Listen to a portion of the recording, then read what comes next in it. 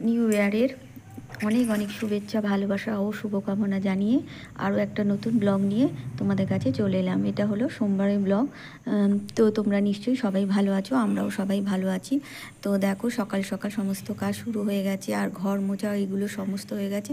তো আজকে নিয়ে এসেছে এই রকম মানে ছোট ছোট মাছ। এই মাছগুলো আর কি আমরা কাটতে সত্যি খুব ভয় পাই। ভয় না পেয়ে যদি এভাবে আমি যেভাবে কাটি আর কেটে মাছের আঁশগুলো একটা একটা করে ছাড়াই না, এইভাবে চুপড়ির মধ্যে দিয়ে যেভাবে তোমাদের দেখাবো এভাবে ছাড়ালে কিন্তু মানে অনেকক্ষণ সময় আর লাগে না। শুধু মাছটাকে আর কি ভিতরে যে এটা মাছটাকে কাটতে হবে, কেটে ওগুলো করতে হবে, আর দাঁড়ার কাটাগুলো কাটতে হবে, আর কানকোগুলো আর কি ফেলতে হবে।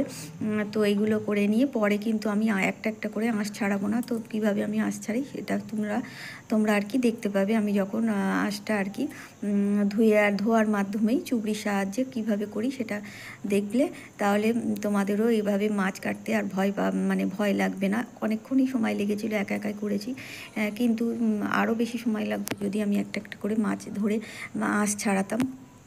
তো কীভাবে করছি সেটাই তোমাদের সাথে শেয়ার করেছি।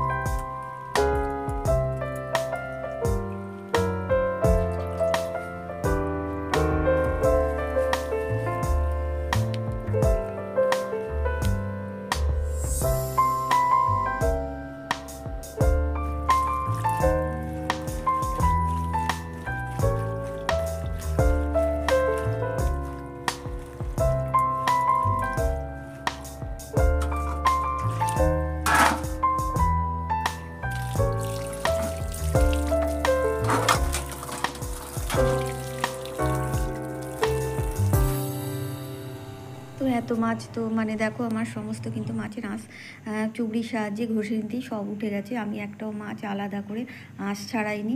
তো এইভাবে আঁশ ছাড়িয়ে নিলে আর মানে অনেক সময় লাগে না। শুধু দেখো মাছের মানে কানকুগুলো আর এগুলো দাঁড়ার যেগুলো আর কি পাখনাগুলো কাটতে হয় সেগুলো কেটে নিয়েছি। তা নাহলে কিন্তু অনেকটা বেশি সময় লেগে যায়, সেই জন্য একটা একটা করে আঁশ ছাড়াতে গেলে তাই আমি ওভাবেই চুবড়ির মধ্যে ঘষে নিয়ে এভাবে তোমরাও করবে, দেখবে অনেক সুবিধা হবে। আর এদিকে দেখো আমি ভাত বসিয়ে দিয়েছি। তো ভাত এখনও ফোটেনি, ততক্ষণ আমি লাউটাও কেটে নিলাম। আর লাউ কেটে মানে লাউটা আমি কিন্তু ধুয়েই আগে কাটি, তারপর কাটার পরে আর ধুই না। তো দেখো এইভাবে আজকে হচ্ছে এই মাছগুলো ভাজা হবে, আর এই ছোটো ছোটো মহটি মাছগুলো হচ্ছে মানে লাউয়ের সাথে রান্না করব। তো এখন নুন হলুদটা মাখিয়ে নিচ্ছি।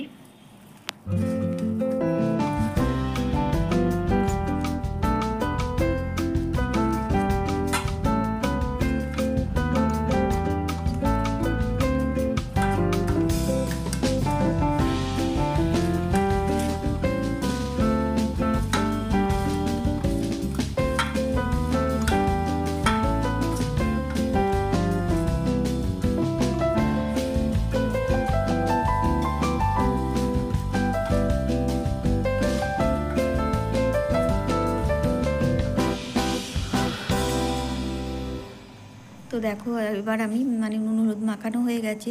তো এবার মাছগুলো কড়াইটা ভালো করে গরম করে নিতে হবে। চুনো মাছ ভাজতে গেলে মানে ছোটো ছোটো মাছ ভাজতে গেলে আর যে কোনো মাছ ভাজতে গেলেই ভালো করে কড়াইটা গরম করে নিতে হয়। তো ভালোভাবে কড়াই গরম করে নিয়েছি, নিয়ে মাছগুলো ভেজে নিয়েছি, আর পাশে কিছুটা বড়িও ভেজে নিয়েছি। তো এখন লাউটা করবো, অল্প আলু দিয়েছি। তো লাউটা এইভাবেই রান্না করি, আর এভাবে ঝোল করলে মানে আমাদের মাছ দিয়ে যে কোনো মাছ দিয়ে সবাই বাড়িতে খুব পছন্দ করে। আর অবশ্যই এর মধ্যে একটু চিনি দিতে হবে, কিন্তু আমি চিনি দিইনি। আমি হচ্ছে লাউয়ের মধ্যে সুগার ফ্রি ট্যাবলেট নিয়ে দিয়ে দিয়েছি, যেহেতু আমরা চিনি সবসময় খাই না সেই জন্য। আর লাউটা দেখো ভালো করে ভাজা করে নিয়ে চাপা দিয়েছি, কিন্তু তখনও নুন দিইনি। এবার নুন মশলা দিলাম, দিয়ে আরও ভালোভাবে ভাজা করে ভালোভাবে আরও একটু কষিয়ে নিয়ে তারপর একটু ঢাকা দিয়ে দেবো। এমনি লাউ অনেকটাই সিদ্ধ হয়ে গিয়েছে, যেহেতু তেলের ওপরে মানে একটু নাড়াচাড়া করে ঢাকা দিয়েছিলাম।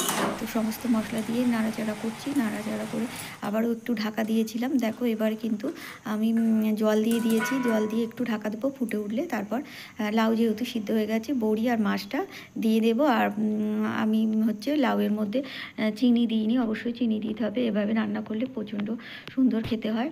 তো আমার সমস্ত প্রিয় দর্শক বন্ধুদের অসংখ্য ধন্যবাদ জানাই, নতুন পুরনো সমস্ত বন্ধুদের অসংখ্য ধন্যবাদ জানাই। নতুন বন্ধুরা অবশ্যই সাবস্ক্রাইব করে লাইক কমেন্ট শেয়ার করে পাশে থেকো, আর পুরনো বন্ধুরা লাইক কমেন্ট শেয়ার করে পাশে থেকো। তো আগামী দিন আরও একটা ভিডিও নিয়ে চলে আসবো, ততক্ষণের জন্য ভালো থেকো, সুস্থ থেকো, আনন্দে থেকো।